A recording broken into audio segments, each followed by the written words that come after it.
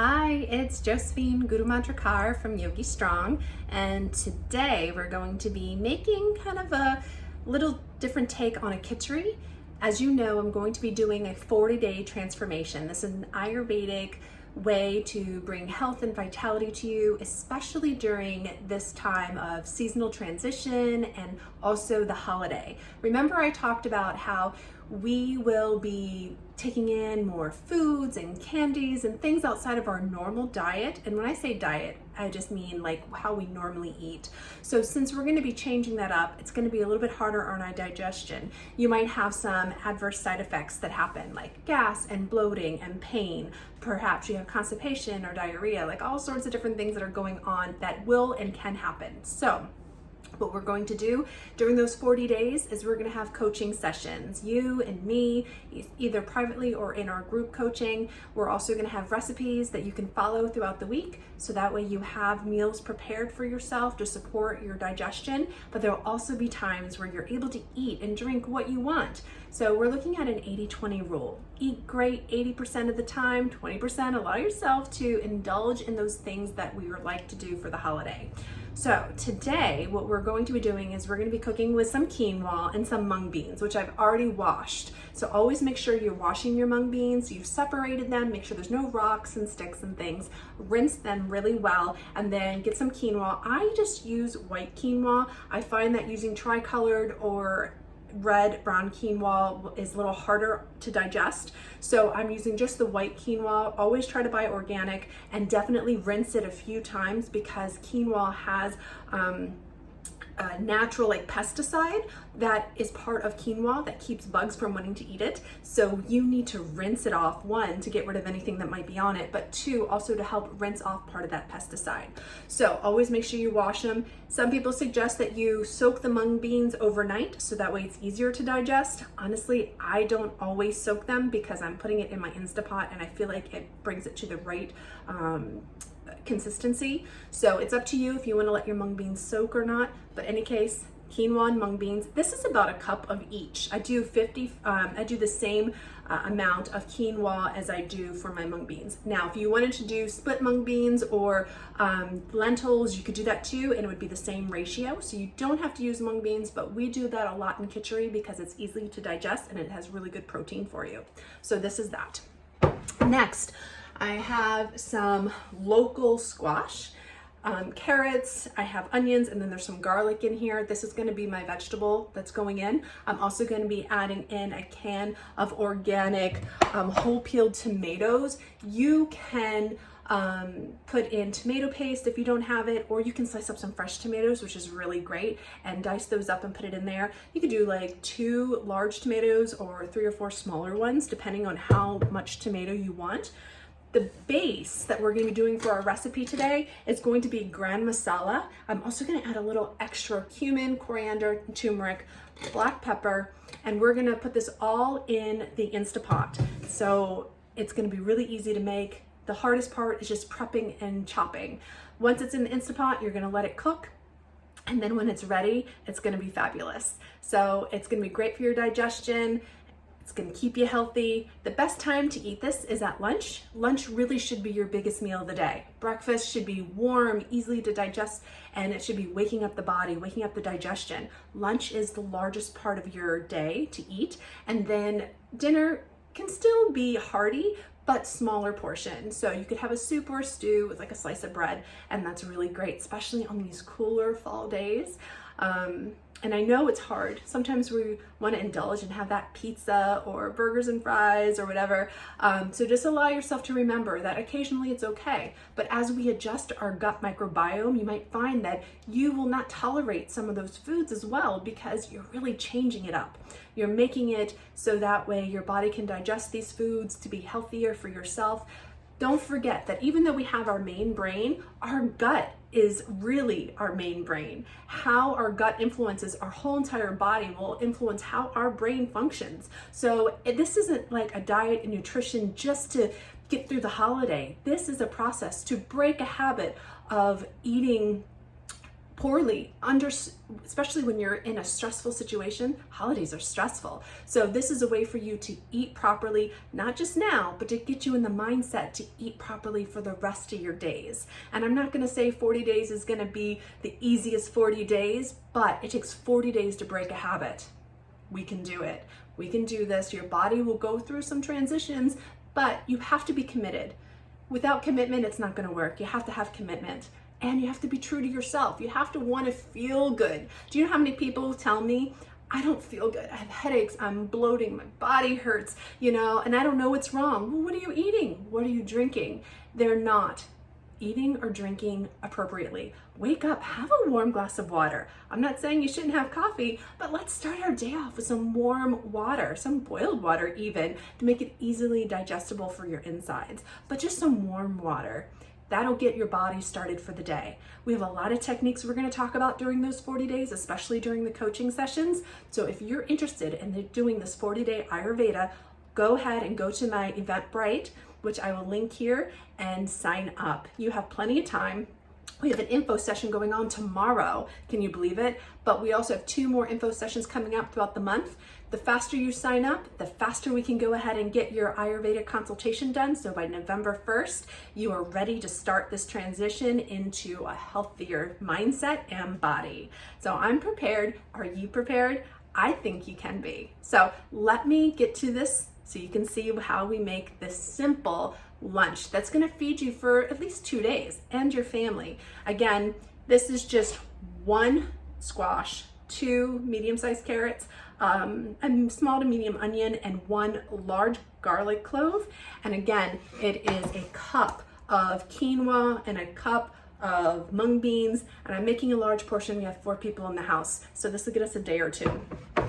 And then again, for spices, we're doing the gram masala, which I probably will do about 2 teaspoons. It doesn't sound like a lot, but it adds a lot of flavor. And then I'm gonna do about a half a teaspoon of more of cumin, coriander, and turmeric.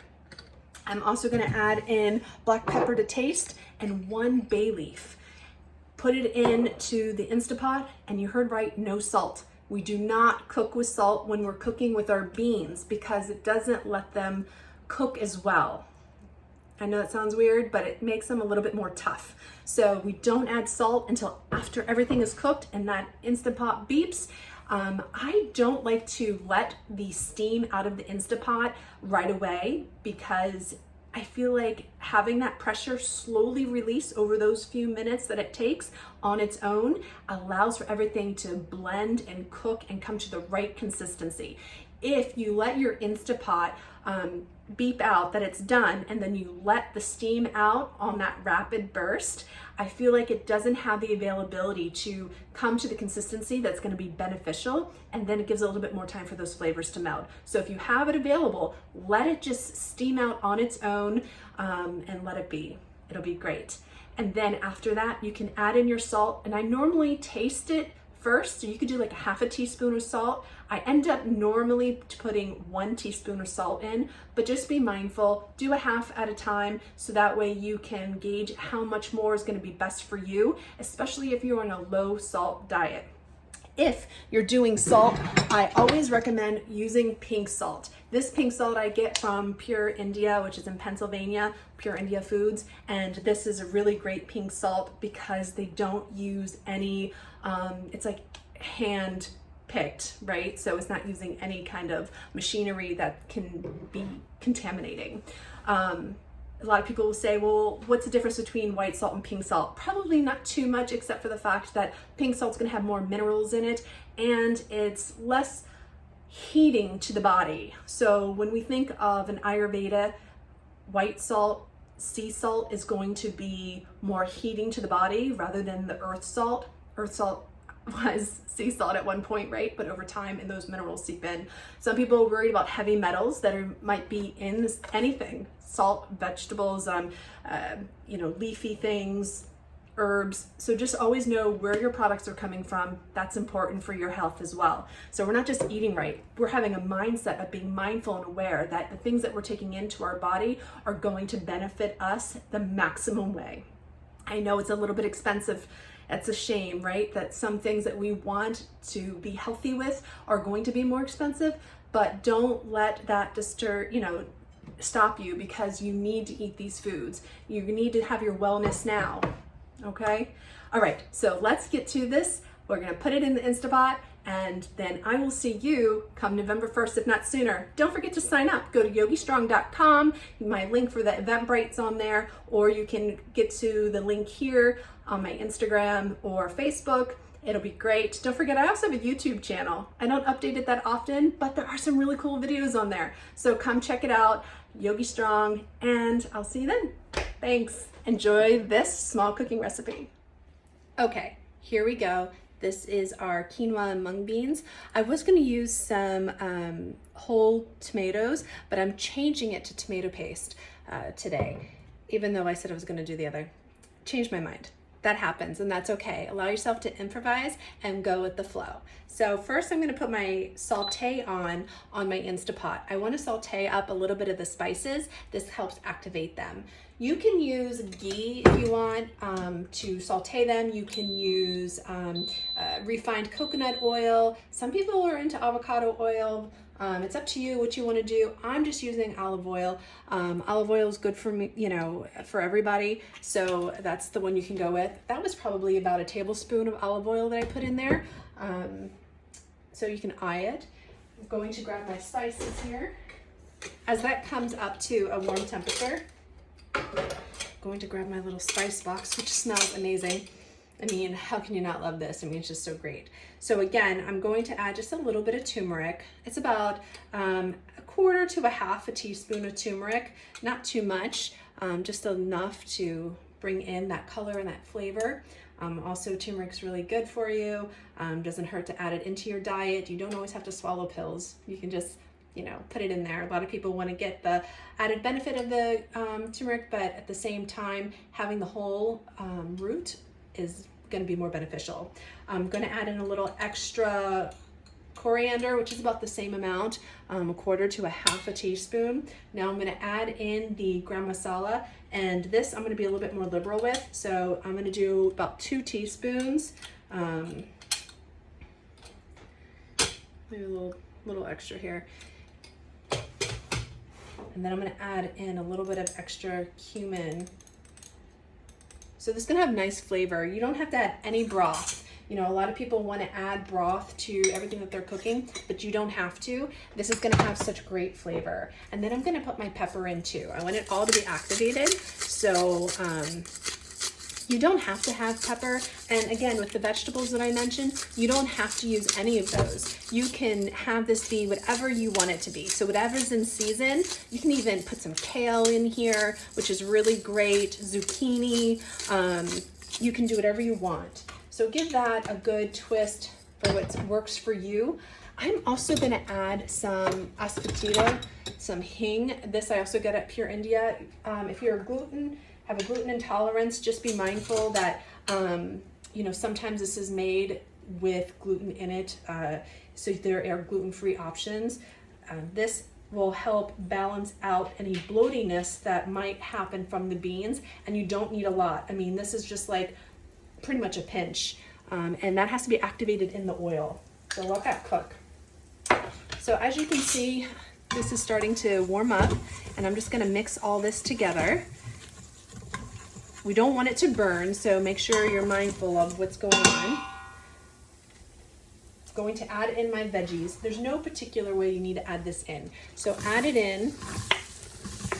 Because it's in the Instapot, it's all gonna go in one direction. All gonna get cooked. You don't have to saute the veggies, but it helps to just kind of activate the spices. Give it a good mix. Make sure it's coated. And then I turn off the saute. Allow that to keep going. Now I'm going to add in my mung beans and my quinoa. This had a little water left in it, which is fine. That's why you hear that sizzle. Get as much out there. The quinoa sticks to the pan. And give that a good stir. Mix it all up so the flavors get all the way around. even though the Instant Pot is off. Okay. And just find my lid. We're now going to add in the tomato paste. You could add the tomato paste in before that time. That's up to you.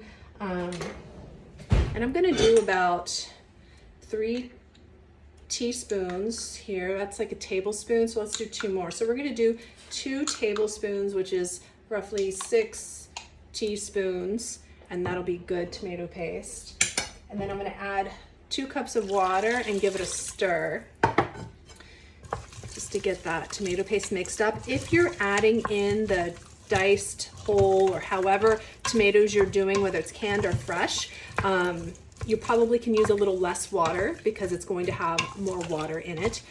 So just keep that in mind and allow yourself to play with it. It doesn't have to be anything in particular, one way or another. This is where I like cooking. You can experiment. I'm going to add another 2 cups in. I use filtered water, as you can tell. And for me, I like mine to be a little bit more, I don't want to say soupy, but more like a stew where there's some type of broth to it, but it's still thick. And that way I can eat some sourdough with it. It holds it well. So for me, I'm putting in a total of 6 cups of water. Some people may choose to only do 5. But I really enjoy having 6 cups in there. All right, so we've got everything mixed in. Give it a good mix, and then I'm just gonna put in my 1 bay leaf, and we'll call it good, all right? I think that's everything that needed to go in there. I'm gonna get my lid.